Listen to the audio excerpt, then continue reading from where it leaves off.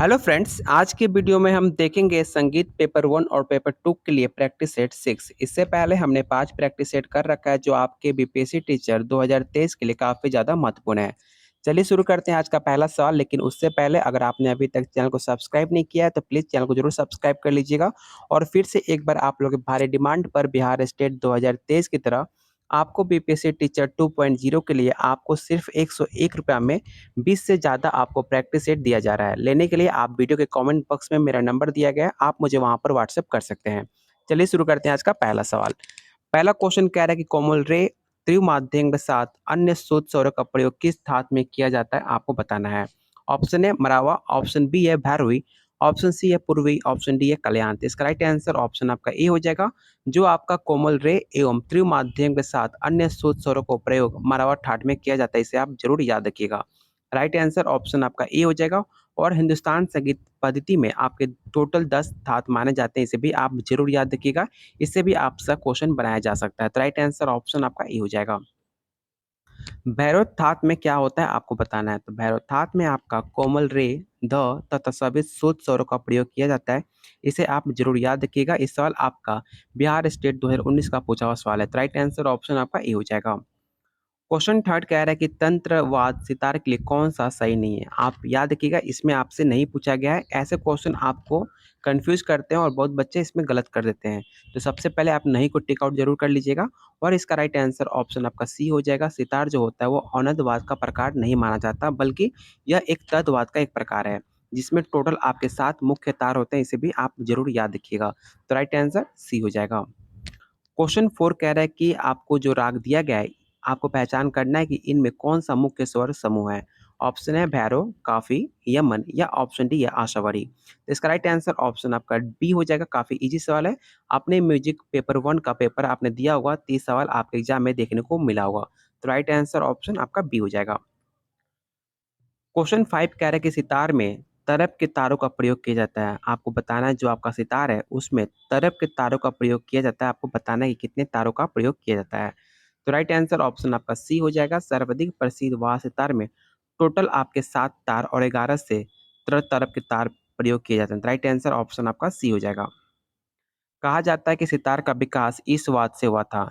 इस क्वेश्चन को आप विवेक क्वेश्चन टिक आउट कीजिएगा। म्यूजिक पेपर 1 के लिए काफी इंपॉर्टेंट क्वेश्चन है कि सितार का विकास किस वाद से हुआ था, आपको बताना है। तो याद रखिएगा। कहा जाता है कि सितार का विकास आपके बिना वाद से हुआ था, इसका जरूर याद रखिएगा। ये भी सवाल आपसे पूछा जाता है कि सितार का आविष्कार किसने करा था। याद रखिएगा, सितार का आविष्कार आपके अमीर खुसरो ने किया था, इसे आप जरूर याद रखिएगा, अमीर खुसरो का नाम। तो राइट आंसर सी हो जाएगा।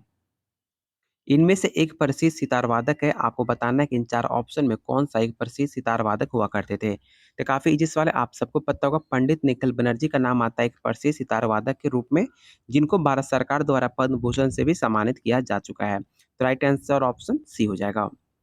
क्वेश्चन 8 कह रहा है कि लक्ष्मी ताल में कुल कितनी मात्राएँ होती हैं? ऐसे सवाल आपके म्यूजिक पेपर 2 में देखने को मिलता है कि कितने आपके मात्राएँ और कितने विभाग होते हैं, ऐसे सवाल आपके एग्ज़ाम में पूछे जाते हैं। याद रखिएगा, जो अगर आपकी बात की जाए लक्ष्मी ताल की, तो उसमें आपकी टोटल 18 मात्राएँ पाई होती हैं और 18 विभाग होते हैं। ऐसे क्वेश्चन आपके एग्ज़ाम में ज़रूर पूछेगा। इस क्वेश्चन को आप विवेक क्वेश्चन टिक आउट ज़रूर कीजिएगा, क्योंकि इसमें एक ऐसा है कि इसमें 18 मात्राएँ भी होती हैं और 18 विभाग भी होता है। तो राइट आंसर ऑप्शन डी हो जाएगा। क्वेश्चन 9 कह रहा है कि सितार के आविष्कारक के रूप में किसे आप मानोगे? अभी मैंने बताया कि ऐसे सवाल आपके एग्जाम में देखने को मिलता भी है और ये सवाल आपके एग्जाम में पूछ भी दिया कि सितार के आविष्कारक के रूप में किसे आप जानते हैं। अभी हमने पढ़ा अमीर खुसरो का नाम आता है सितार के आविष्कारक के रूप में। तो राइट आंसर बी होगा, इसमें बिल्कुल भी आपको कन्फ्यूजन नहीं होगा। चलिए, आप लोगों से रिक्वेस्ट है कि प्लीज़ अभी जाकर चैनल को सब्सक्राइब, अगर आपने नहीं किया तो चैनल को सब्सक्राइब कीजिए और वीडियो को आप लोग अभी लाइक कर दीजिए, जितने लोग आप देख रहे हो। क्वेश्चन 10 कह रहा है कि निम्न में किस शब्द का प्रयोग सितार में नहीं होता है? इस क्वेश्चन को पेपर 2 वाले काफ़ी इंपॉर्टेंट क्वेश्चन है, इसे टिक आउट कर लीजिएगा वीवीआई। और आपको बताना है कि कौन सा शब्द आपके सितार में प्रयोग नहीं होता है। तो इसका राइट आंसर ऑप्शन आपका बी हो जाएगा। खुलाबाज आपका शब्द का प्रयोग सितार में नहीं होता है। तो राइट आंसर ऑप्शन आपका बी हो जाएगा। और कौन सा शब्द आपके सितार में प्रयोग होता है, ये भी सवाल आपसे पूछा जाता है। तो याद रखिएगा, आपका मिंड, कण तथा कंटन जो होता है वो आपके सितार में प्रयोग होता है। तो राइट आंसर ऑप्शन बी होगा। इससे आपके 2 से 3 सवाल बन सकते हैं। क्वेश्चन 11 कह रहा है कि राग केदार किस धातु का है? पेपर 1 के लिए काफ़ी इंपॉर्टेंट सवाल है और याद रखिएगा, जो आपका राग केदार होता है वो आपका कल्याण धातु से माना जाता है। तो राइट आंसर ऑप्शन आपका सी हो जाएगा। क्वेश्चन 12 कह रहा है कि राग मरावा का वर्जित स्वर क्या है? ऑप्शन है ग, म, प या इनमें से कोई नहीं। इसका राइट आंसर ऑप्शन सी हो जाएगा। काफी इजी सवाल है, आप सबको पता हो जो आपका राग मरावा होता है उसका वर्जित स्वर आपका प होता है। तो राइट आंसर सी हो जाएगा। क्वेश्चन 13 पेपर 2 के लिए काफी इंपॉर्टेंट है। राग मियां मल्हार के गाने का समय क्या होता है आपको बताना है। ऐसे क्वेश्चन आपके बीपीएससी टीचर में देखने को जरूर मिलेगा। क्वेश्चन का लेवल ऐसे आपका मॉडरेट टू हाई रहेगा, तो आपका level moderate to high paper 2 के लिए काफी इंपॉर्टेंट सवाल है। याद रखिएगा जो आपका राग मियां मल्हार है उसका गाने का समय आपका मध्य रात्रि होता है, जिसमें आपके 14 से 18 सरिकाओं का प्रयोग किया जाता है। इसे भी आप जरूर याद रखिएगा। तो राइट आंसर ऑप्शन ए होगा। क्वेश्चन 14 कह रहा है कि राग जो किस धातु का राग है आपको बताना है। चलिए आप लोग कमेंट कीजिए कि राग जो किस धातु का राग है आपको बताना है। इसका राइट आंसर ऑप्शन आपका ए हो जाएगा, खमाज। क्वेश्चन 15 कह रहा है कि मतंग द्वारा रचित प्रसिद्ध ग्रंथ कौन सा है? पेपर 2 के लिए काफी इंपॉर्टेंट सवाल है। आपको बताना है कि जो आपका मतंग द्वारा रचित प्रसिद्ध ग्रंथ कौन सा है आपको बताना है। तो इसका राइट आंसर ऑप्शन सी हो जाएगा, ब्रिदेसी, जो आपका राग जो खमाज का एक धातु माना जाता है। जो आपके जाति की बात की जाए तो ये औडो जाति के अंदर आता है। तो राइट आंसर ऑप्शन आपका सी हो जाएगा, ब्रिदेसी। और इसका समय का गायन का जो समय होता है वो रात्रि का दूसरा प्रहर होता है, मतलब सेकेंड नाइट जो इसको बोलते हैं 12 बजे के बाद, उसमें आपका ये संगीत गाया जाता है जो आपका ब्रिदेसी होता है। राइट आंसर ऑप्शन सी हो जाएगा। क्वेश्चन 16 कह रहा है कि राग दुर्गा की जाति क्या है? काफी इंपॉर्टेंट सवाल है, आप इसे जरूर वीवीआई टिक आउट कीजिएगा और आपको बताना है जो आपका राग दुर्गा है उसकी जाति क्या होती है। तो काफी इजी सवाल है, आपको पता होना चाहिए जो आपका राग दुर्गा है उसके औरत जाति की होती है। जो आपके राग दुर्गा बिलावल ठाट से एक उत्पन्न राग माना जाता है। और इसका गायन के समय की बात की जाए तो इसका गायन समय आपके रात्रि का दूसरा पैर होता है, मतलब 12 बजे के बाद होता है। तो राइट आंसर ऑप्शन डी हो जाएगा।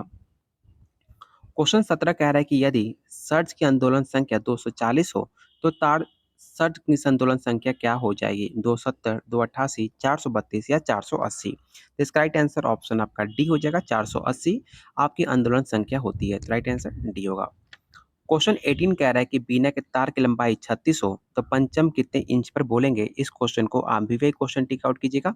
ये करंट आपका डी ट्रिपल एस बी का पूछा हुआ सवाल है। तो राइट आंसर ऑप्शन आपका बी हो जाएगा, 24। वीणा के तार की लंबाई 36 हो तो पंचम आपका 24 इंच पर बोलेगा। इस क्वेश्चन को आप विवेक क्वेश्चन जरूर टिक आउट कीजिएगा। क्वेश्चन 19 कह रहा है कि तंत्र व सितार में कितने चिकारी कतारों का प्रयोग किया जाता है? 1, 2, 3 या 4। तो इसका राइट आंसर ऑप्शन बी हो जाएगा, टोटल आपके 2 चिकारी कतारों का प्रयोग किया जाता है। तंत्रवाद सितारवादों को किस वर्ग के अंतर्गत लाया जाता है आपको बताना है। याद रखिएगा इसका राइट आंसर ऑप्शन सी हो जाएगा। जो आपका तंत्रवाद होता है वो आपके सितारवादों के तत्व वर्ग के अंतर्गत आता है। तत्व श्रेणी में तारों के आंदोलन का कंपन में स्वरोपत्ति वाले वाद आते हैं, जैसे आपके मीरा बराज से बजाए जाने वाले वाद जिनके अंतर्गत सितार, स्रोत तथा बिना आदि आते हैं। राइट आंसर ऑप्शन सी होगा, इसे आप जरूर याद रखिएगा। इनमें से कौन सा राग अमीर खुसरो की रचना नहीं है? ऐसे सवाल आपके अमीर खुसरो से आपके एग्जाम में 1 से 2 क्वेश्चन देखने को जरूर मिलेगा, क्योंकि अमीर खुसरो एक फेमस नाम है संगीत के दुनिया में। इसका राइट आंसर ऑप्शन आपका सी हो जाएगा। जो हर्ष ध्वनि थी वो आपका अमीर खुसरो का रचना नहीं माना जाता है। आपसे पूछा जाए कि अमीर खुसरो के कौन-कौन से उनका फेमस रचनाकार हैं, तो आप याद रखिएगा जो आपका पुरिया हुआ, साजगिरी हुआ, पूर्वी, जीला, सहाना, ऐसे बहुत सारे उनके रचना की गई अमीर खुसरो की फेमस रचनाएँ हैं। इसे आप याद रखिएगा, आपका हंस ध्वनि आपका अमीर खुसरो का रचना नहीं है। तो राइट आंसर ऑप्शन सी हो जाएगा, क्योंकि आपको नहीं पूछा गया था। अगला क्वेश्चन आपके एग्जाम के पॉइंट ऑफ व्यू से काफी ज्यादा इंपॉर्टेंट है पेपर 1 वालों के लिए, कि विष्णु नारायण भाटखंडे का जन्म कब हुआ था? याद रखिएगा श्री विष्णु नारायण भाटखंडे का जन्म 10 अगस्त 1807 में मुंबई के बालकेश्वर नामक स्थान पर श्री कृष्ण जन्माष्टमी के दौरान हुआ था। और उनकी मृत्यु की बात की जाए तो 1936 को 19 सितंबर को उनकी मृत्यु हो गई थी। आप दोनों पॉइंट को आप जरूर याद रखिएगा। अभिनव राम मंजरी के लेखक कौन माने जाते हैं? इसका राइट आंसर ऑप्शन सी हो जाएगा, भाटखंडे। संगीत परिजात के लेखक कौन है? ये आपको बताना है। इस क्वेश्चन को आप विवेक क्वेश्चन टिक आउट कीजिएगा और आप लोग बताइए संगीत परिजात के लेखक कौन है? इसका राइट आंसर ऑप्शन आपका डी हो जाएगा। अहोबल द्वारा आपका संगीत परिजात के लेखक माने जाते हैं। तो राइट आंसर डी हो जाएगा। भारत द्वारा लिखित ग्रंथ कौन है? आपको बताना है। तो आपको पता होना चाहिए जो आपके भरत द्वारा लिखित ग्रंथ आपका संगीत मर्कंड है, जो 200 ईसा पूर्व और 100 ईसा की पूर्व के मध्य हुई थी। इसमें टोटल आपके ग्रंथ की बात की जाए तो इसमें टोटल आपके 36 अध्याय देखने को मिलता है, जो आपके संगीत संबंधी विवरण से 28 और 33 अध्यायों में दिया गया है। तो राइट आंसर ऑप्शन बी हो जाएगा। क्वेश्चन 26 कह रहा है कि सांडेव द्वारा रचित ग्रंथ संगीत रत्नाकर का रचना काल क्या था, आपको बताना है। इसका याद रखिएगा जो आपके 14वीं शताब्दी थी उसके मध्य भाग आपका रचित ग्रंथ संगीत रत्नाकर का रचना माना जाता है। राइट आंसर ऑप्शन आपका ए हो जाएगा। संगीत रत्नाकर ग्रंथ के कितने अध्यायों में विभक्त होते हैं, आपको बताना है। इस क्वेश्चन को काफी इंपॉर्टेंट क्वेश्चन है आपके एग्जाम के पॉइंट ऑफ व्यू से, और ऑप्शन दिया है 5, 6, 7 या 8। याद रखिएगा आपके संगीत रत्नाकर में टोटल 7 अध्यायों में विभक्त की गई है, और 7 विभक्त अध्यायों का यहाँ पर नाम दिया गया है। इसका स्क्रीनशॉट आप जरूर ले लीजिएगा, और जिनको आपको इसका प्रैक्टिस सेट चाहिए, जिसका प्रैक्टिस सेट में आपको 100 से 120 क्वेश्चन आपको मिलेगा, पर प्रैक्टिस सेट में आपको 100 120 क्वेश्चन और आपको 20 से ज़्यादा आपको प्रैक्टिस सेट दिया जाएगा, जो आपके एग्जाम के पॉइंट ऑफ व्यू से काफ़ी ज़्यादा महत्वपूर्ण साबित होगा। लेने के लिए आप लोग कमेंट में मेरा नंबर दिया गया, आप मुझे वहाँ पर व्हाट्सएप कर सकते हैं। चलते हैं क्वेश्चन 28 पर। क्वेश्चन 28 कह रहा है राग भैरव के गाने का समय क्या है? काफ़ी इंपॉर्टेंट सवाल है, और आपको बताना है कि राग भैरव के गाने का समय क्या होता है। तो आपको पता होना चाहिए जो राग भैरव का गाने का समय सुबह का प्रातः काल होता है। तो राइट आंसर ऑप्शन आपका बी हो जाएगा, प्रातः काल। क्वेश्चन 29 कह रहा है कि राग वृंदावनी सारंग किस धातु के माना जाता है? अभी हमने पढ़ा भी था जो आपका राग वृंदावनी होता है वो आपका सारंग काफी ठाट का एक राग है, जिसमें आपके दोनों निषाद और शेष शुद्ध स्वर वाले ठाट माने जाते हैं। तो राइट आंसर ऑप्शन आपका ए हो जाएगा, बिल्कुल भी इसमें आपको कंफ्यूज नहीं होना है। क्वेश्चन 30 कह रहा है कि राग दुर्गा का वादी सामावादी क्या होता है? इसमें आपसे वादी सामावादी पूछा तो आपको पता होना चाहिए जो आपका राग दुर्गा है उसमें आपका वादी सामावादी म और स होता है। तो राइट आंसर ऑप्शन आपका बी हो जाएगा। और हमने पहले भी बताया था, इसकी अगर बात की जाए थात की, तो ये बिलावल थात से उत्पन्न होता है, और इसकी गायन का समय रात्रि का दोपहर पहर होता है, ये भी मैंने बताया था। इससे आपके राग दुर्गा से 3 से 4 क्वेश्चन आपसे बनाए जा सकते हैं। 3 या 4 पॉइंट को आप जरूर याद रखिएगा। राइट आंसर बी हो जाएगा। अगला क्वेश्चन कह रहा है कि जिन एक से अधिक स्वरों को राग पूर्णतः पाता है उसे हम क्या कहते हैं? तो उसे हम न्यास के नाम से जानते हैं। राइट आंसर ऑप्शन आपका सी हो जाएगा। अगला क्वेश्चन कह रहा है कि ध्वनि की उच्च नीचता को क्या कहते हैं? मतलब जो आपकी ध्वनि होती है वो अप एंड डाउन जो होती है उसे हम क्या कहते हैं, आपको बताना है। तो काफी इजी सवाल है, आप सबको पता होगा, उसे हम तारता के नाम से जानते हैं। तो राइट आंसर ऑप्शन आपका बी हो जाएगा। अगला क्वेश्चन कह रहा है कि ध्वनि को जोर को क्या कहते हैं? मतलब जब आप ध्वनि को ज़्यादा आप उससे जोर देते हो, जब उस पे ज़्यादा प्रेशर देते हो तो उसे हम क्या कहते हैं? तो उसे आप तीव्रता के नाम से जानते हैं। तो राइट आंसर ऑप्शन आपका सी हो जाएगा। जो आवाज़ को धीरे-धीरे सुनाई पड़ने उसे छोटा नाद कहेंगे। ठीक है? इसे भी आप ज़रूर याद रखिएगा। राइट आंसर सी हो जाएगा।